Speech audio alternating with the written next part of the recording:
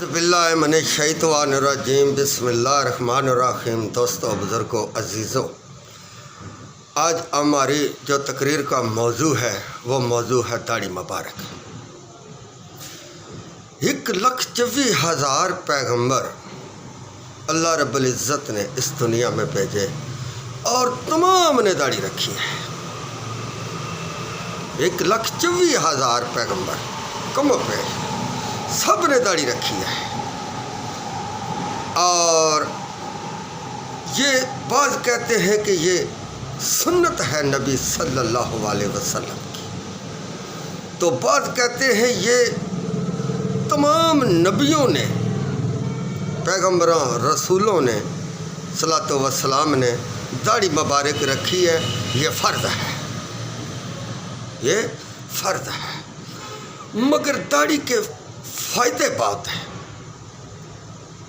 سب سے پہلے جو یہ فائدہ ہے کہ نبی صلی اللہ علیہ وسلم نے یہ سنت مبارکہ ہے، سنت مبارک ہے،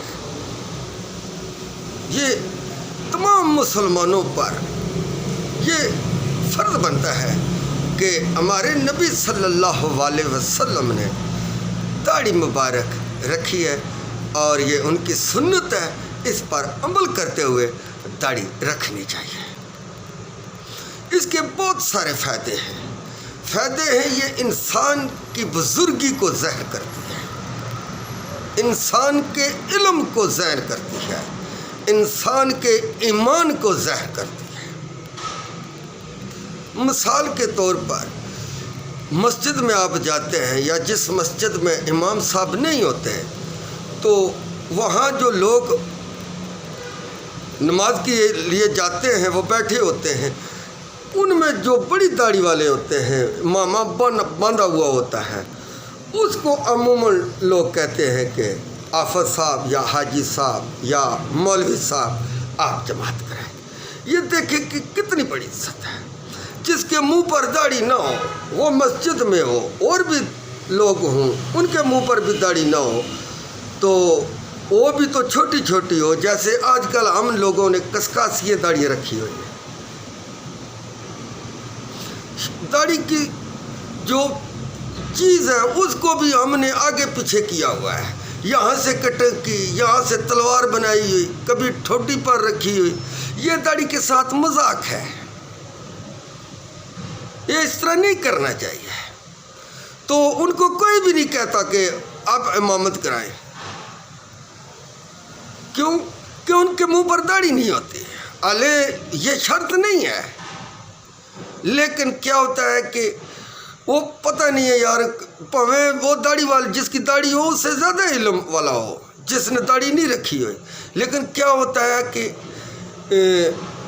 پتہ نہیں ہے یار اس کے منہ پر داڑھی نہیں ہے، پتہ نہیں اس کو امامت کرانی آتی ہے یا نہیں آتی ہے، سو دل میں خیال جاتے ہیں۔ تو یہ بہت بڑی عزت ہے کہ ممبر رسول پر انسان کھڑا ہوتا ہے اور لوگ اس کے پیچھے نماز پڑھ رہے ہوتے ہیں، یہ بہت بڑی عزت ہے، اور چہرے کی رونق کو بڑھاتی ہے داڑھی، چاہے سفید ہو چاہے کالی ہو۔ انسان کے مسلمان کی علامت ہے داڑھی، یہ دور سے پتہ چل جاتا ہے، خط ہوا ہوا ہوتا ہے، ماتھے پر مرحب بنا ہوا ہوتا ہے، نہ بھی ہو تو کوئی بات نہیں، لیکن ٹوپی پہنی ہوتی ہے، امامہ پہنا ہوا ہوتا ہے، یہ انسان کی عزت میں اضافہ کرتا ہے۔ بعض تم نے دیکھے ہوگے کہ جوتے بھی سفید، لباس بھی سفید، داڑھی کے بال بھی سفید، ماما بھی سفید، تو ان کی بہت بڑی عزت ہوتی ہے۔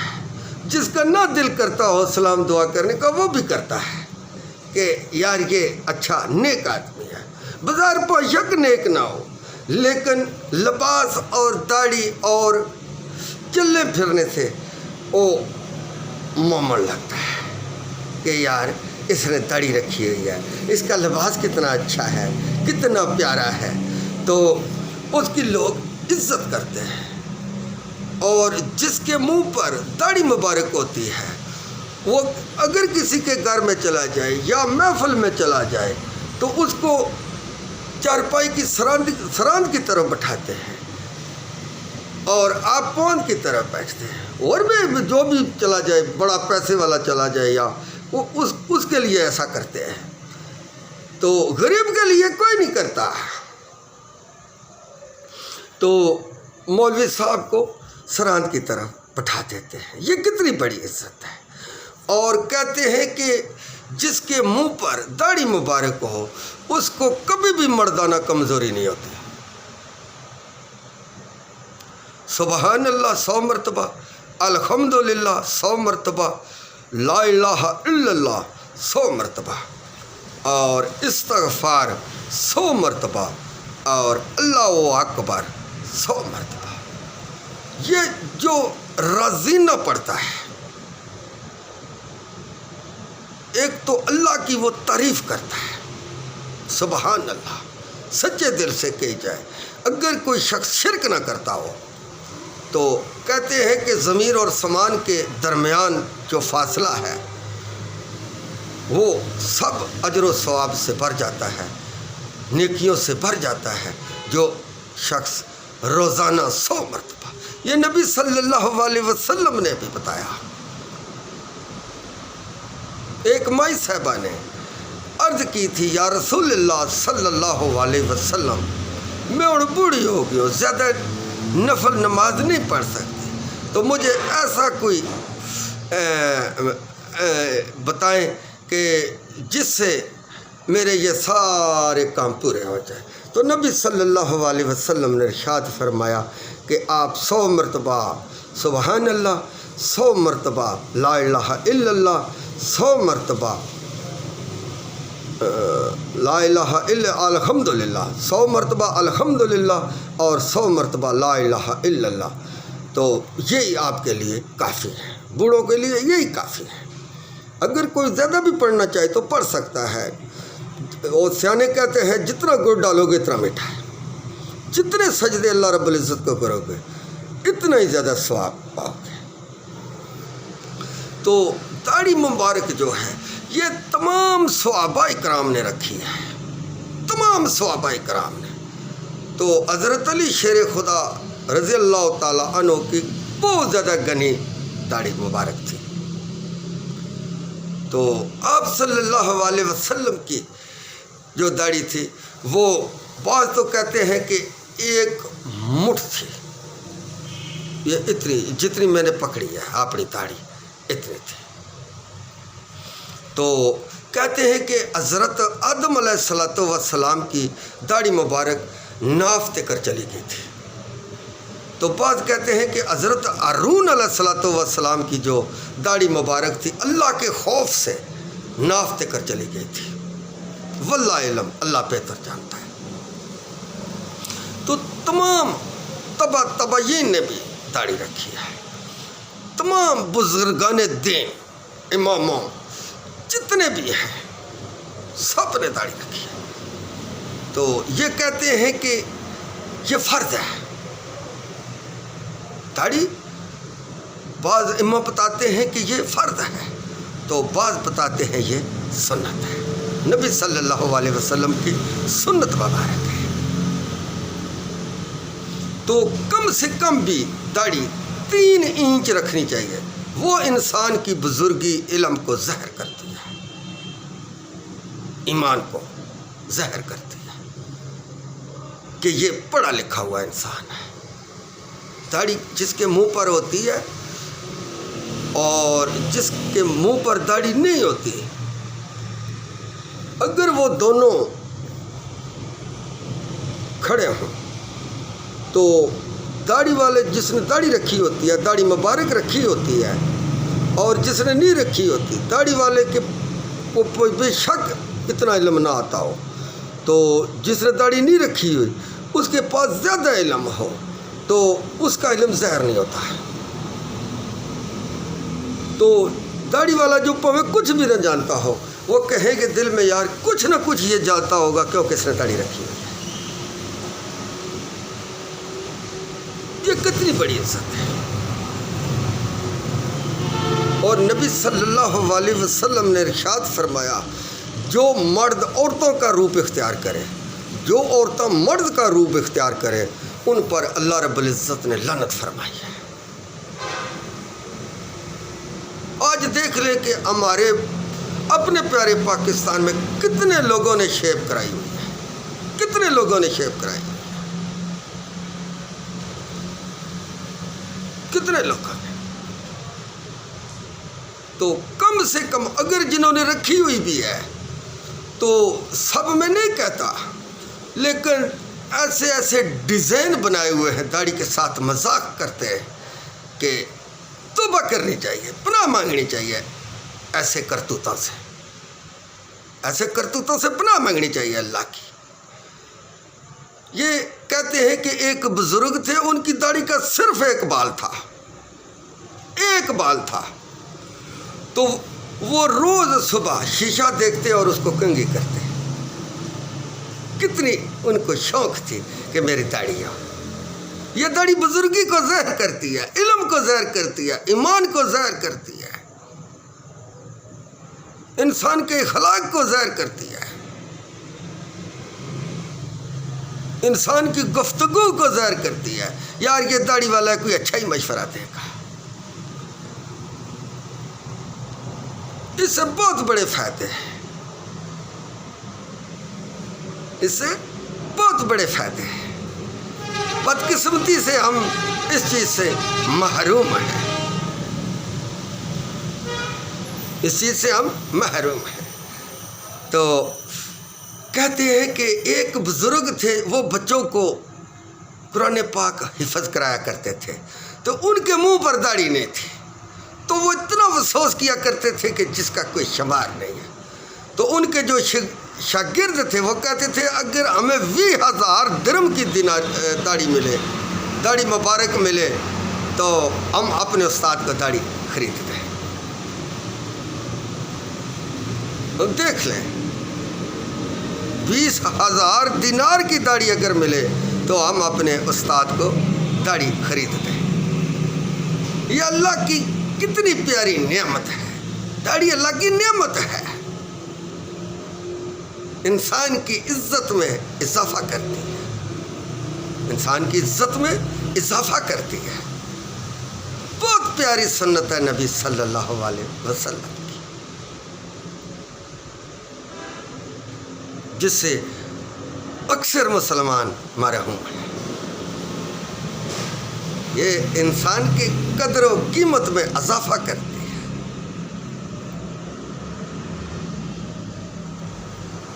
تو جیسے آج کل ہم پردے کا لوگوں کو کہہ رہے ہیں، ہمارے علماء دین بھی کہہ رہے ہیں، یہ بھی کبھی کسی نے کہا کہ یہاں اسلامی قانون نافذ ہونا چاہیے؟ کبھی کسی نے نہیں کہا، کبھی کسی نے نہیں کہا، کیونکہ جب اسلامی قانون نافذ ہو تو پھر مسلمانوں کے لیے ایک ادارہ ہے، اس ادارے کے اندر رہنا پڑتا ہے۔ جیسے کہ ہم ادارے سے باہر نکلے ہوئے ہیں، اکثر باہر نکلے ہوئے، سارے نہیں، اکثر زیادہ تعداد ادارے سے باہر نکلے والوں کی ہے اور کم تعداد ہے ادارے کے اندر رہنے والوں کی۔ خواتون و حضرات، یہ میری بات توجہ سے سننا، توجہ سے سمجھنا، میں اندر کی بات بتاؤں گا، اندر کی بات بتاؤں گا۔ کم ہی لوگ ہیں ہمارے پیارے پاکستان میں جو ادارے کے اندر زندگی گزار رہے ہیں، یعنی کہ شریعت کے اندر، شریعت کے مطابق زندگی گزار رہے ہیں۔ کم و پیش لوگ ہیں، کم و پیش لوگ ہیں، باقی سب ادارے سے باہر ہو رہے ہیں یا ہو گئے ہیں۔ یہ ادارہ شریعت کا ہے، یہ ادارہ شریعت کا ہے۔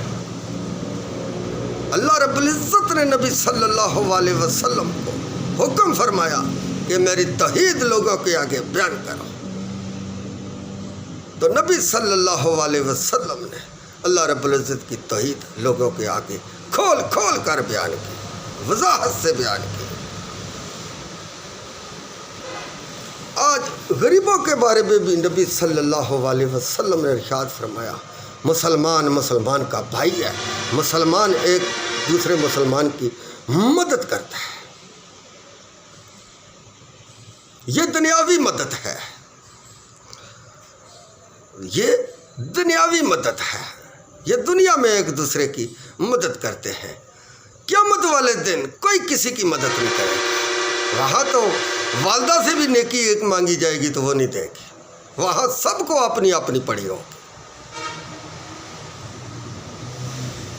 نبی صلی اللہ علیہ وسلم نے ارشاد فرمایا کہ غریب مظلوم آدمی اگر کسی شخص کو پکارے کہ یار تم میری مدد کے لیے آ، میری مدد کر، اگر وہ شخص انکار کر دے تو اس کو قبر کے اندر 100 کوڑے مارے جائیں گے آگ کے. اگر استطاعت نہ رکھنا ہو تو پھر نہیں ماریں گے. اگر وہ مدد نہ کر سکتا ہو، اگر وہ مدد کر سکتا ہوگا، اگر نہ کرے گا تو قبر میں اس کو 100 کوڑے مارے جائیں گے. یہ اللہ ہی بہتر جانتا ہے وہ کتنے بڑے کوڑے ہیں اور کتنا ان کا وزن ہے. یہ اللہ ہی بہتر جانتا ہے. 100 کوڑے آگ کے مارے جائیں گے. نبی صلی اللہ علیہ وسلم نے ارشاد فرمایا جو مظلوم کی مدد کے لیے نکلتا ہے اللہ اس کی مدد کرتا رہتا ہے. جو مظلوم کی مدد کے لیے نکلتا ہے اللہ اس کی مدد کو نکلتا ہے، اللہ اس کی مدد کرتا رہتا ہے. نبی صلی اللہ علیہ وسلم نے ارشاد فرمایا جو غریبوں، مسکینوں، مجبوروں، لاچاروں کی، مظلوم کی مدد کرتا ہے اللہ اس کو پرسلاد سے بجلی کی طرح گزارے گا. جہاں لوگوں کے پیر پھسلتے ہوں گے وہ سکون سے گزر جائے گا. یہ پرسرات کا جو فاصلہ ہے یہ 500 سال کی راہ ہے. یہ دوزخ کے اوپر رکھی ہوگی، دوزخ کے سینٹر میں رکھی ہوگی.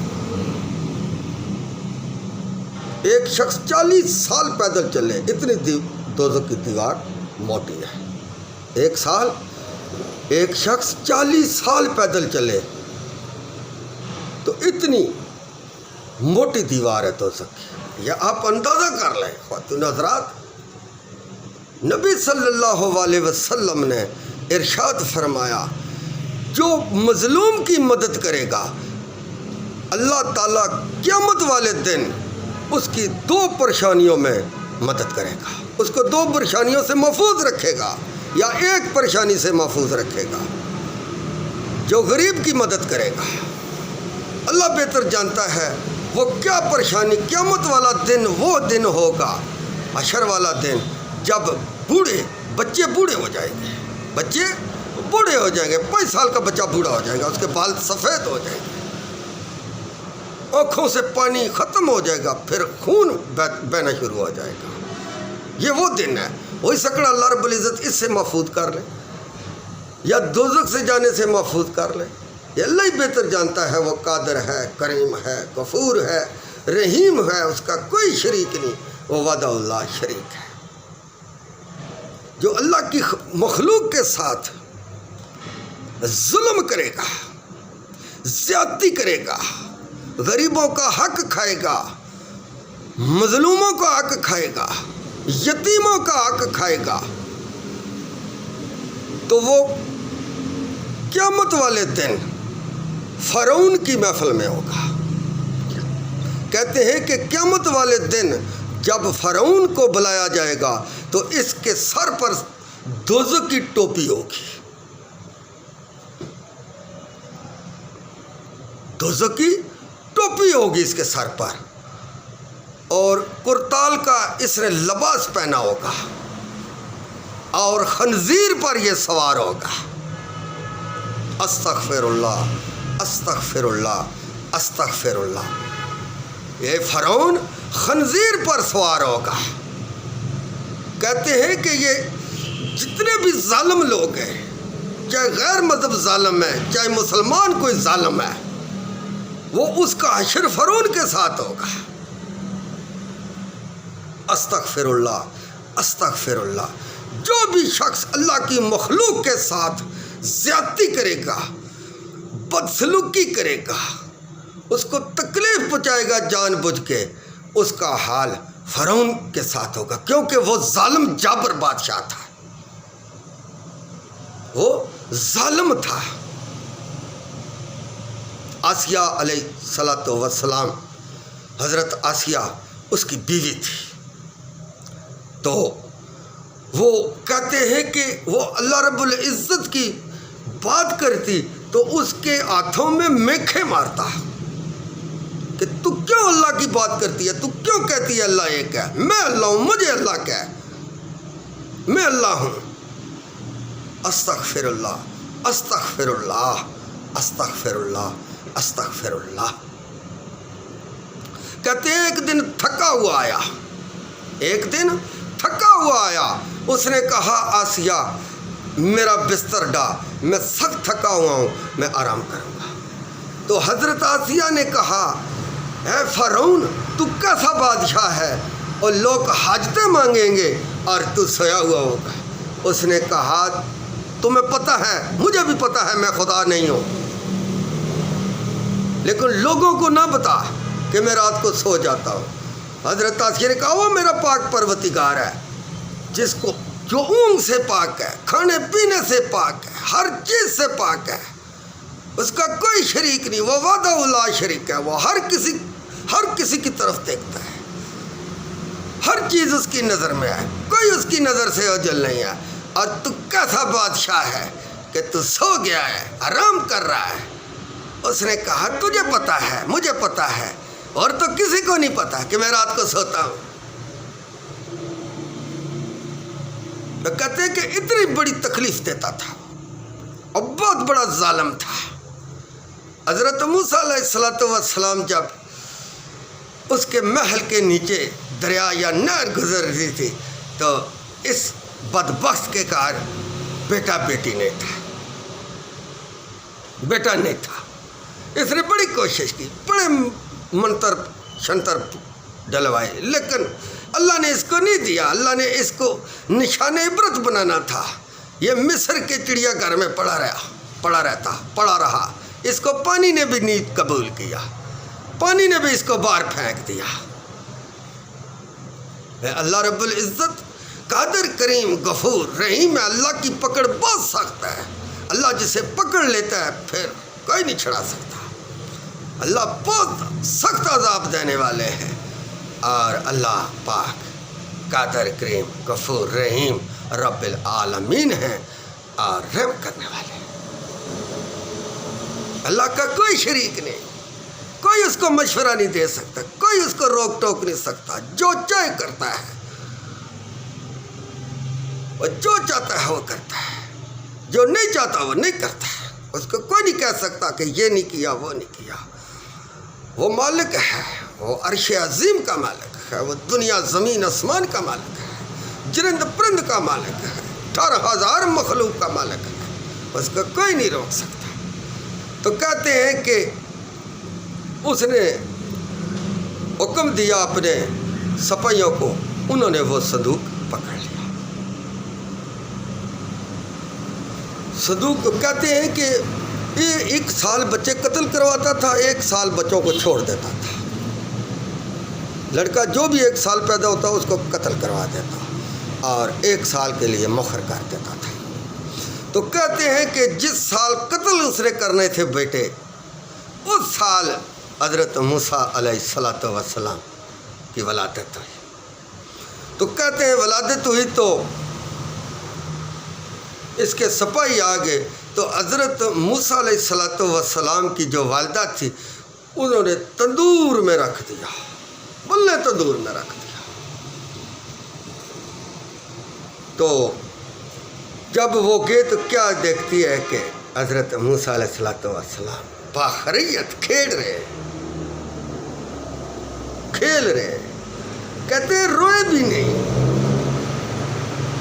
کچھ بھی نہیں کیا۔ تو جب وہ گئے تو حضرت موسیٰ علیہ السلام کی جو والدہ صاحبہ تھی وہ بھی گھبرا گئے کہ شاید بیٹا جل نہ گیا۔ آپ یہ دیکھ لیں کہ والدہ کتنا کتنی مہربان ہوتی ہے اولاد پر۔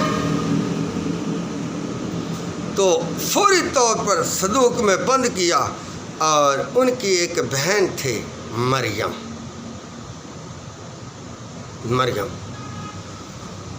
انہوں نے کہتے ہیں کہ صندوق کے ساتھ رسی باندھ دی تھی،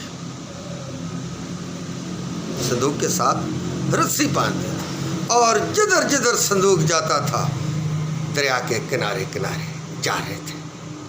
تو کہتے ہیں کہ جب حضرت موسیٰ علیہ السلام اس ظالم کے محل کے نیچے گئے تھے، اس نے جب دیکھا تو سپاہیوں کو حکم دیا کہ اس کو باہر لے آؤ، باہر لے آئے۔ اس ظالم نے کھولنے کی کوشش کی فارون نے، لیکن اس سے وہ تالا نہیں کھلا، ٹوٹ نہیں سکا۔ تو پھر حضرت آسیہ علیہ السلام کو کہا کہ آپ کھولیں۔ جب کھولا تو کیا دیکھتے ہیں کہ اس میں بڑا ہی خوبصورت اللہ کا نور موجود ہے، اللہ کا نور موجود ہے۔ تو حضرت آسیہ علیہ السلام کے گھر بھی اولاد نہیں تھی، تو بڑی شفقت، بڑے پیار، بڑے محبت سے حضرت موسیٰ علیہ السلام کو چھاتی سے لگایا، چھاتی سے لگایا۔ یہ اللہ کی قدرت دیکھ لیں، اللہ قادر، کریم، غفور، رحیم ہے۔ اللہ جب کسی کی پرورش کرتا ہے تو ظالموں کے گھر بھی کرا لیتا ہے، اس کو کوئی روکن ٹوکن والا نہیں، کوئی موڑن والا نہیں، کوئی کسی کے مشورے کی اس کو ضرورت نہیں۔ اللہ عاجز نہیں ہے، مخلوق عاجز ہے، اللہ بے نیاز ہے، اس کو کسی کی ضرورت نہیں ہے۔ کہتے ہیں کہ جب دیکھا تو اس کے دل میں، ظالم کے دل میں یہ خیال آیا شاید یہی نہ ہو میری حکومت چھین لے۔ تو اس کے دل میں یہ کھٹکھٹا رہتا، مگر حضرت آسیہ علیہ السلام کی وجہ سے یہ کچھ کر نہیں سکتا تھا، کیونکہ حضرت آسیہ علیہ السلام کے بغیر یہ ایک سکٹ نہیں رہ سکتا تھا، ایک منٹ نہیں رہ سکتا تھا، آنکھ چلکنے کے لیے بھی آگے پیچھے نہیں ہونے دیتا تھا۔ بڑا پیار محبت تھا اس کا حضرت آسیہ علیہ السلام سے۔ یہ بگڑا اس دن تھا جس دن حضرت آسیہ علیہ السلام نے اللہ کا نام لیا تھا، اس دن بگڑ گیا تھا۔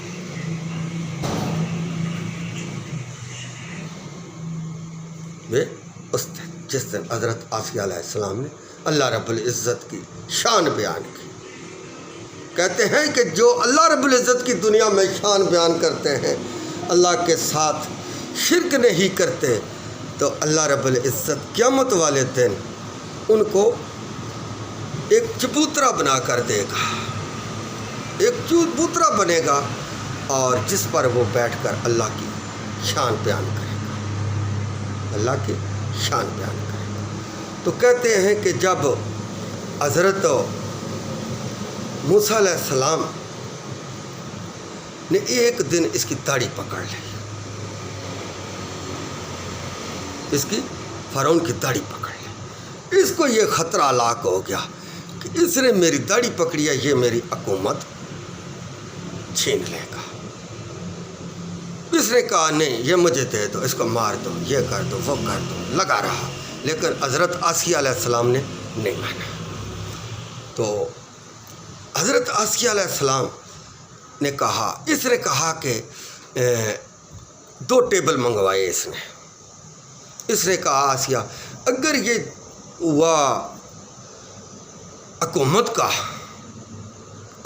چھینے، اس نے اگر میری چھیننی ہوئی تو یہ لالوں کی طرف جائے گا، اگر اس نے میری حکومت نہ چھیننی ہوگی تو یہ آگ کی طرف جائے گا۔ ایک آگ ایک طرف رکھ دی، ایک طرف لال رکھ دی، تو بچہ تو خوبصورت چیز کی طرف ہی جاتا ہے، آگ کی طرف کون جاتا ہے؟ کہتے ہیں کہ جب حضرت موسیٰ علیہ السلام کو حضرت آسیہ نے ٹیبل پر چھوڑا تو دعا مانگی کہ یا اللہ اس کو تو بچا، اس کو تو بچا۔ کہتے ہیں کہ فرشتے آئے اور انہوں نے آگ کی طرف حضرت موسیٰ علیہ السلام کا ہاتھ کر دیا، تو انہوں نے آگ کا انگارہ منہ میں ڈالا تو اس سے زبان تھوڑی جل گئی۔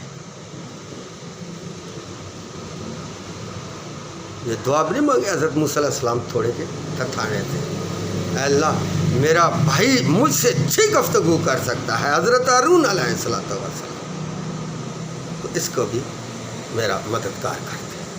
تو دونوں بھائی جاتے تھے اس کی طرف، جب اللہ کا کوئی پیغام آتا اور اللہ کی توحید بیان اللہ حکم دیتا تو یہ دونوں بھائی جاتے تھے۔ تو مظلوموں کی مدد کرو، غریبوں یتیموں کی مدد کرو، یعنی خود کلو 2-4 کلو مرغا کھاؤ اور آنٹ گوانٹ میں لوگ بھوکے سو جائیں۔ یار ہم کو منع کرتے ہیں نا مزدوری کر، تو گھر پہ آ رہتا ہے، یہ ہے وہ ہے۔ اللہ تمہیں دے سکتا ہے تو اس کو بھی دے سکتا ہے۔ کہتے ہیں کہ ایک آدمی تھا بڑا امیر تھا، تو اس کی بیوی بھی بڑی خوبصورت تھی، بہت خوبصورت تھی۔ تو اس بیوی نے روٹی پکائی، سالن پکایا تو ٹیبل پر رکھا، تو ایک نوالا جب ان دونوں میاں بیوی نے منہ میں ڈالا تو باہر سے کسی نے صدا دی۔ کم عمر آدمی تھا، وہ 20 سال کا تھا، 25 سال کا تھا۔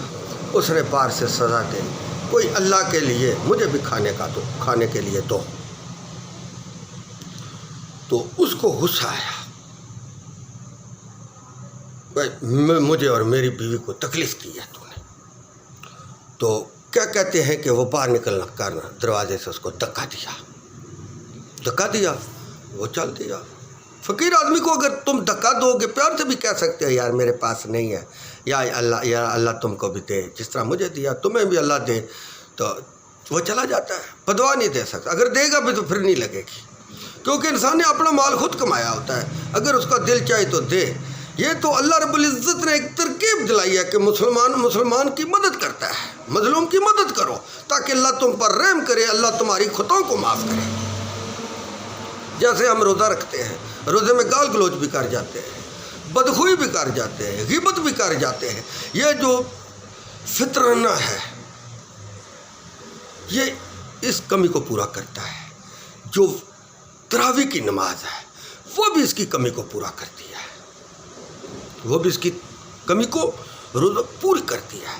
اور بھی جو نیکی کرتے ہیں رمضان میں، اسی لیے کہتے ہیں خوب نیکیاں کماؤ، گناہوں کی بخشش کرو۔ وہ بدبخت انسان ہے جو رمضان کو پائے اور اپنے گناہ نہ بخشوا سکے، وہ بدبخت انسان ہے۔ تو یہ اس لیے ہر چیز کو، یہ بھی اسی لیے یہ چیز مقرر اللہ رب العزت نے کی کہ غریبوں مظلوموں کی مدد کرو تاکہ تمہارے کبیرے صغیرے گناہ معاف کر دیے جائیں۔ تو آج ہم دیکھ لیں کہ کتنی غریبوں مسکینوں کی مدد کرتے ہیں، الٹ پلٹ کرتے ہیں۔ تو وہی راستہ سیدھا ہے جو اللہ اور اللہ کے رسول نے بتایا ہے، اور نبی صلی اللہ علیہ وسلم کی سنت کے مطابق زندگی گزارنا، یہی جنت کا سیدھا راستہ ہے۔ اور باقی جو راستے ہیں یہ ٹیڑھے ہیں، پھر پھرا کے جنت میں جائیں گے۔ اللہ کا اور اللہ کے رسول کا بتایا ہوا جو راستہ ہے وہی ڈائریکٹ جنت میں جانے کا راستہ ہے۔ باقی جو راستے ہم نے نکالے ہوئے ہیں یہ ٹیڑھے راستے ہیں، یہ پھر پھرا کر جنت میں جائیں گے، یعنی کہ عذاب چکھ کر جائیں گے۔ تو وہی دنیا میں عقل مند انسان ہے جو اللہ اور اللہ کے رسول کے احکام کے مطابق زندگی بسر کرتا ہے اور سنت کے مطابق زندگی گزار کے اس دنیا سے چلا جاتا ہے۔ بھائی جان اگر میرے منہ سے کوئی غلط بات نکل گئی تو مجھے معاف فرمانا۔ وآخر دعوانا ان الحمد للہ رب العالمین۔